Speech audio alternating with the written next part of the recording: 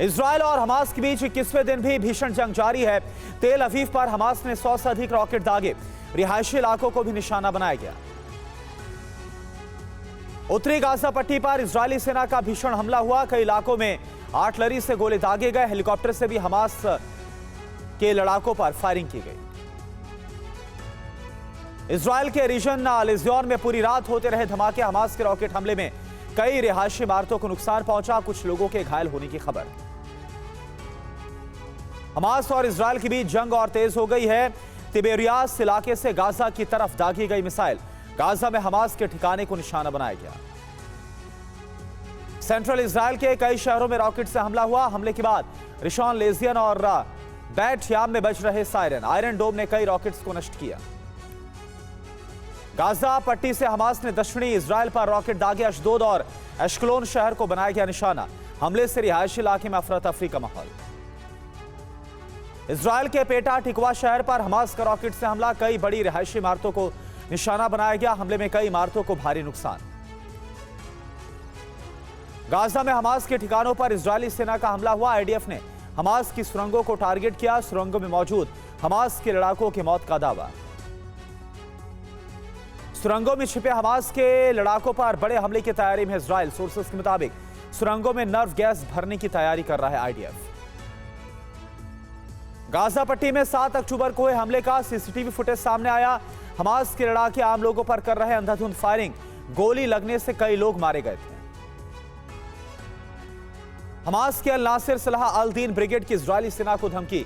सैन्य क्षमता का वीडियो जारी कर कैप्शन में लिखा, आप हार जाएंगे। गाजा पट्टी में नाहल ब्रिगेड का वीडियो सामने आया। वीडियो में हमास के लड़ाकों के साथ मुठभेड़ करते हुए नजर आ रहे नाहल ब्रिगेड के जवान।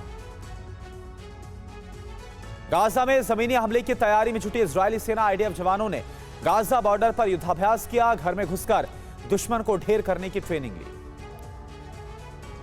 गाजा बॉर्डर पर इजरायली सेना की याहलोम यूनिट एक्टिव हो गई है। जमीन में दबे विस्फोटकों और आईडी का पता लगाने और उसे निष्क्रिय करने के लिए जवान लगे हुए हैं। इजराइल के हमले से गाजा में भीषण तबाही। सैटेलाइट तस्वीर में तबाही का मंजर नजर आया। पूरा शहर मलबे में तब्दील नजर आया। हमास का खुफिया प्रमुख शादी बरूद भी मारा गया। आईडीएफ के हवाई हमले में मारा गया बरूद। 7 अक्टूबर को हमले की साजिश में यह शामिल था। 21वें दिन इजराइल के साथ जंग में हमास को बड़ा नुकसान हुआ। आईडीएफ के हवाई हमले में हमास के 3 लड़ाके मारे गए। इजराइल पर हमले में तीनों की थी बहुत बड़ी भूमिका। बंधकों को लेकर हमास के प्रवक्ता अबू उबैदा का बड़ा दावा। इजराइल के हवाई हमले में 50 बंधक मारे गए। फिलहाल हमास के कब्जे में है 200 से ज्यादा बंधक।